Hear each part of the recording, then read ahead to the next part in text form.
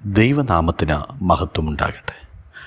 ഈ പ്രഭാതവേളയിൽ തിരുവചന കേൾവിക്കായി കാതോർത്തിരിക്കുന്ന എല്ലാ വിശുദ്ധരെയും ക്രിസ്തയേശുവിൽ സ്നേഹവന്ദനങ്ങൾ ചൊല്ലുന്നു. പ്രഭാത ധ്യാനത്തിനായി പരിശുദ്ധാത്മാവ് നമുക്ക് തന്നിരിക്കുന്ന തിരുവചനം ഞാൻ വായിക്കുന്നു.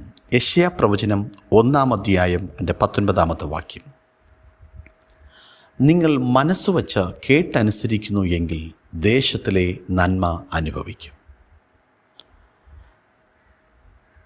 ദൈവത്തിൻ്റെ ഏറ്റവും അനുഗ്രഹിക്കപ്പെട്ട പ്രവാചകന്മാരിൽ പ്രവാചക ശ്രേഷ്ഠനായ യെശയ്യാവ് തൻ്റെ കാലഘട്ടത്തിലെ ദൈവജനത്തെ വിലയിരുത്തി ആത്മാവിൽ നിന്ന് പ്രാപിക്കുന്ന ഒരു ദൈവിക വെളിപ്പാട് പരിശുദ്ധാത്മാവ് തന്നെ പരമേൽപ്പിച്ചിരിക്കുന്നു. ആ ഏൽപ്പിച്ചിരിക്കുന്ന ദൈവത്തിൻ്റെ വചനം മുഖം നോക്കാതെ വളരെ വ്യക്തമായി ശക്തമായ ഭാഷയിൽ പറയുന്ന ഒരു ഭാഗമാണ് നമ്മുടെ ചിന്തയ്ക്കായി പരിശുദ്ധാത്മാവ് നൽകുന്നത്. നിങ്ങൾ മനസ്സുവച്ച് ദൈവശബ്ദം കേട്ടനുസരിക്കുന്നു എങ്കിൽ ദേശത്തിൻ്റെ നന്മ നാം അനുഭവിക്കും. ഇസ്രായേൽ ജനം ദൈവത്തിൻ്റെ സ്വന്തം ജനമാണ്. ഇസ്രായേലിനെ വീണ്ടെടുത്തത് ദൈവം അത്രത്തോളം പ്രയാസങ്ങൾ അവർ അനുഭവിച്ച് അവരുടെ കൺമുൻപിലൂടെ അവർ കണ്ട് നടന്ന് വന്നവരാണ്. അതിലൂടെയെല്ലാം അവർ ദൈവത്തോട് പറ്റി നിൽക്കേണ്ടവരായിരുന്നു.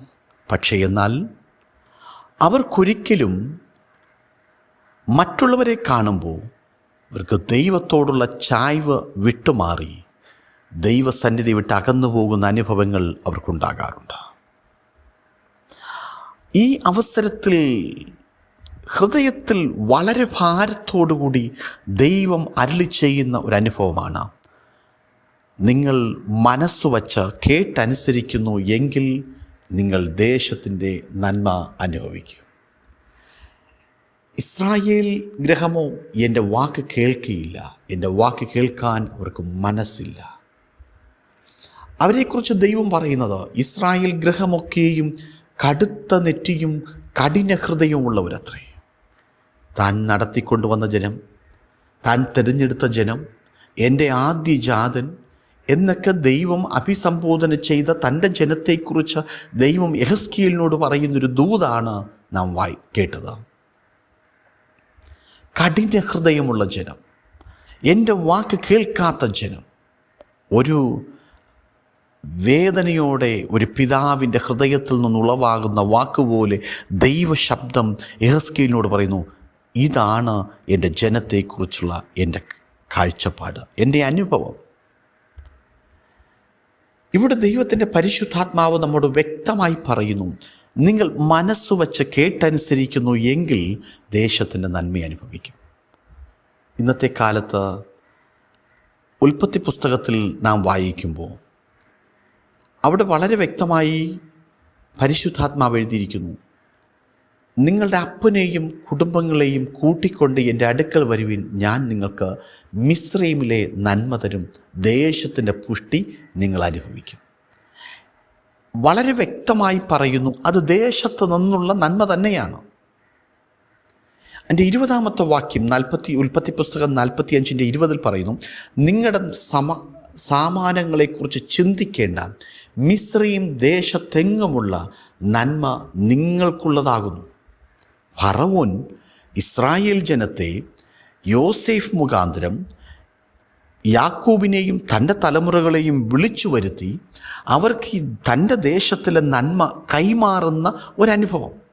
അപ്പോൾ ദേശത്തിലെ നന്മ എന്ന് പറയുമ്പോൾ അത് മെറ്റീരിയലിസ്റ്റിക്കായിട്ട് തന്നെയാണ് ദൈവം അവിടെ പറയുന്നത്, നിങ്ങൾ ദേശത്തിൻ്റെ നന്മ അനുഭവിക്കും. ദൈവത്തിൻ്റെ വാക്ക് അനുസരിക്കുന്നൊരു ദൈവപൈതലിനെ മാനിക്കേണ്ട ഉത്തരവാദിത്വം ദൈവത്തിൻ്റെതാണ്.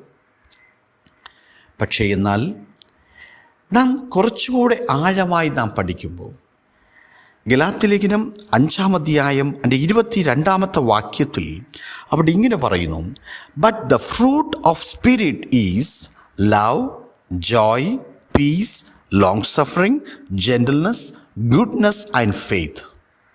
അപ്പോൾ ഗുഡ്നെസ്, ദൈവത്തിൻ്റെ നന്മ എന്ന് പറയുന്നത് ഒരു ദൈവ മനുഷ്യൻ ദൈവത്തോടൊപ്പം വസിക്കുമ്പോൾ ദൈവത്തിൽ നിന്നുണ്ടാകുന്ന ഒരു ആത്മാവിൻ്റെ ഫലമാണ് നന്മ എന്ന് പറയുന്നത്.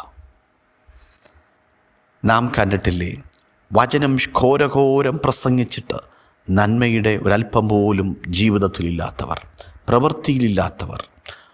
പ്രിയമുള്ളവരെ, ഇന്ന് പകൽക്കാലം പരിശുദ്ധാത്മാവ് നമ്മോട് വ്യക്തമായി പറയുന്നു, ദൈവത്തിങ്കിലേക്ക് തിരിയുക, ദൈവവചനത്തിലേക്ക് തിരിയുക, ലോകത്തെ വിടുക.